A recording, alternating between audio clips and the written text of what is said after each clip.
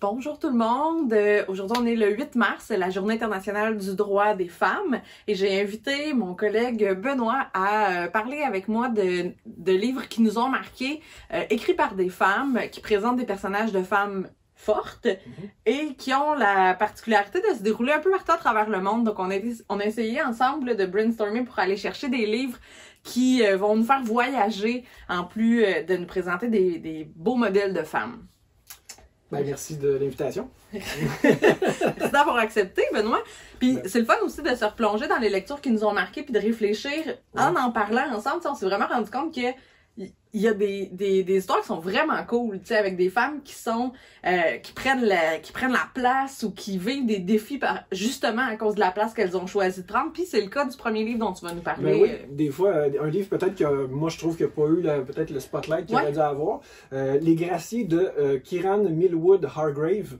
Elle écrit beaucoup de livres jeunesse, ado. C'est son premier livre adulte, puis c'est extrêmement réussi. Ça se passe en Norvège au 17e siècle, mais le Norvège du nord-nord, où le jour dure 20 heures, et bref, ce genre de grand nord-là. Petit village de pêcheurs sur une île perdue. Il y a une journée, il y a une grosse tempête. Les hommes sont tous à la pêche parce que c'est de ça qu'ils vivent. Les bateaux coulent, tout le monde meurt. Tous les hommes meurent. Donc le village de femmes se retrouve obligé de se débrouiller toute seule parce que l'aide est les gens sont isolés dans ce coin-là. C'est vraiment fascinant déjà ce début-là, puis tu te dis que qu'est-ce qui va se passer. Évidemment, à un certain point, les femmes se disent ben il va falloir qu'on aille pêcher aussi. Il n'y a pas grand-chose à manger d'autre. Mais c'est un peu tabou des femmes sur un bateau. Puis il y a juste le curé, l'espèce de pasteur, je pense, qui est le seul homme à peu près là, avec les enfants. Ils voient ça un peu d'un mauvais œil, mais il faut vivre tout ça. Puis après ça, évidemment, bon, ils reprennent un petit peu contact avec le reste du monde, mais puis il se déroule plein de choses que je ne raconterai pas parce qu'il faut le lire. J'imagine qu'ils ne sont pas tout à fait prêts à redonner leur place quand les hommes reviennent. Évidemment, on laisse jamais les femmes libres très longtemps, en tout cas à cette époque-là, certainement. Cool. Puis vraiment, là, c'est à lire. Il est sorti en poche d'ailleurs récemment, donc moi, je dis qu'il faut aller lire ça. Ça a presque un petit goût de genre roman post-apocalyptique, mais c'est historique, puis c'est une catastrophe qui s'est probablement déroulée vraiment. Oui, puis ça touche beaucoup de choses. Et on parle un petit peu de sorcellerie, évidemment, parce que quand on n'aime pas les femmes indépendantes, c'est là qu'on va. Donc, ouais, très riche comme roman. Ben, tu l'avais terminé puis tu me l'avais amené en me disant « Hey, femme, lis ça! » Je te donne des devoirs. C'est toi qui m'en donne à l'habitude. C'est ça, c'est vrai, c'est quand ça arrive.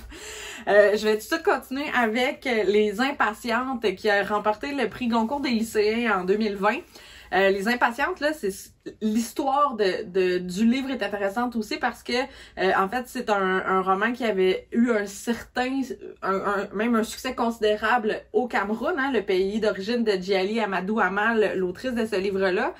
Et suite au succès qu'il y a eu au Cameroun, il a été racheté par une maison d'édition française là, pour avoir une distribution un peu plus internationale.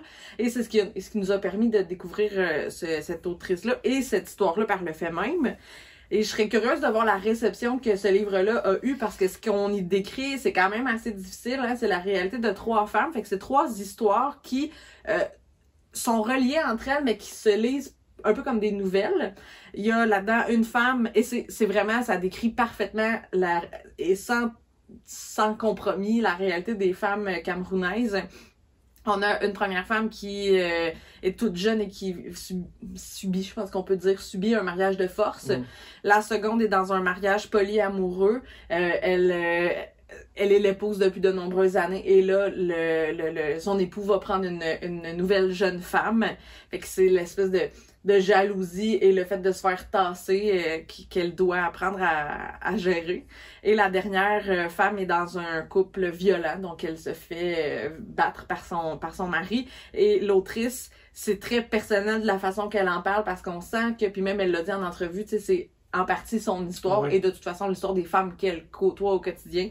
Fait que c'est vraiment touchant, c'est très intéressant. Puis je pense que ça fait du bien de s'ouvrir aussi à d'autres réalités comme celle-là qui est peut-être, c'est ça.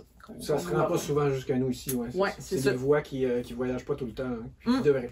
Donc, Les Impatientes. Très bon. Excellent. Et qui vient tout juste de sortir en format poche aussi. Ça, on aime ça. C'est un petit prix. Moi, je voulais parler d'un autre qui est sorti en poche. Je ne l'ai pas, là, présentement. C'est Une éducation par l'américaine Tara Westover. Moi, j'en ai parlé beaucoup, là, ouais, t'as beaucoup parce aimé que ça, j'ai beaucoup aimé ça, fait que je l'ai recommandé à beaucoup de clients. C'est l'histoire d'une jeune femme qui, dans l'Utah, en tout cas, dans ces zones-là. Genre Salt Lake City. Oui, les familles mormones, tout ça, de religion. Mais elle grandit dans une famille un peu libertarienne, complotiste même, limite. Son père est très méfiant même de l'école. Il veut pas envoyer ses enfants à l'école. Il veut les garder à la maison parce qu'il se dit que l'école, c'est de l'endoctrinement. Puis il veut garder ses enfants. Rejette toute forme d'organisation, là. Donc déjà, elle grandit là-dedans avec ses frères. Son père est ferrailleur. Il se promène, il ramasse de la scrap, comme on dit, là. Puis vous avez déjà un peu le portrait d'une famille qui est un peu isolée de la culture normale des États-Unis, puis ça crée certaines dérives.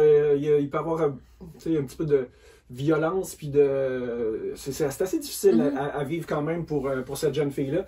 Puis éventuellement, c'est super intéressant, tous les détails de tous les jours qu'elle vit. Ouais.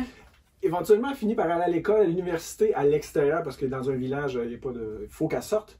Si elle veut étudier, elle décide d'étudier, ce qui est déjà un gros pas pour couper avec la famille qui se méfie de l'éducation. Puis elle finit par aller à Salt Lake City étudier.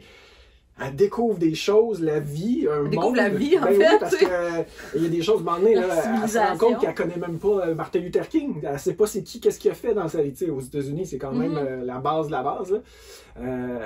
Puis tout à coup, c'est ça. C'est le début d'une ouverture, mais d'une douleur, parce que tu te rends compte que tu partages rien presque avec 90% des États-Unis. C'est vraiment un gros travail à faire. Puis beaucoup de rattrapage pour avoir une éducation de base, mais même plus, parce qu'elle devient un peu ambitieuse. Elle se dit, mon Dieu, je peux pas vivre dans cette misère intellectuelle et tout ça. Mais ça crée beaucoup de difficultés avec sa famille, tout ça, on imagine. Là. Puis c'est tout ça, c'est complètement autobiographique comme livre. Ouais.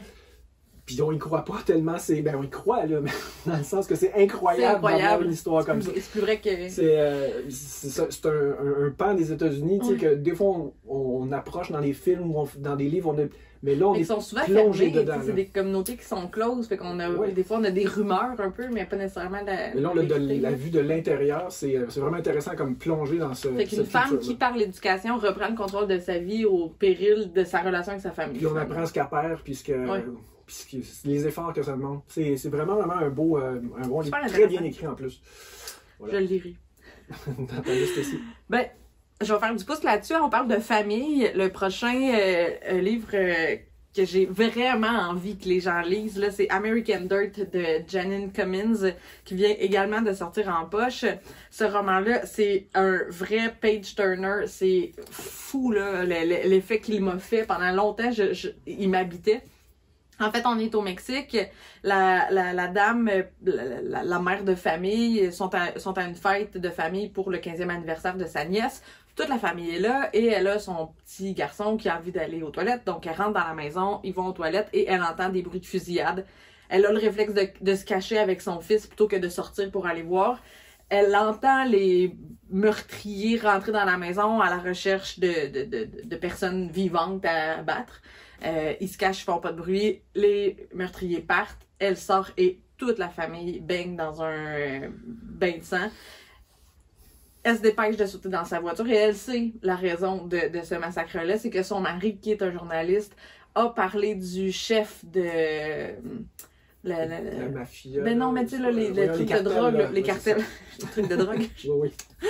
Et il a comme brossé le portrait du nouveau chef du cartel. Donc, il a assassiné toute la famille. Et elle se sauve avec son fils. C'est sa force vitale, là, finalement, de sauver son enfant.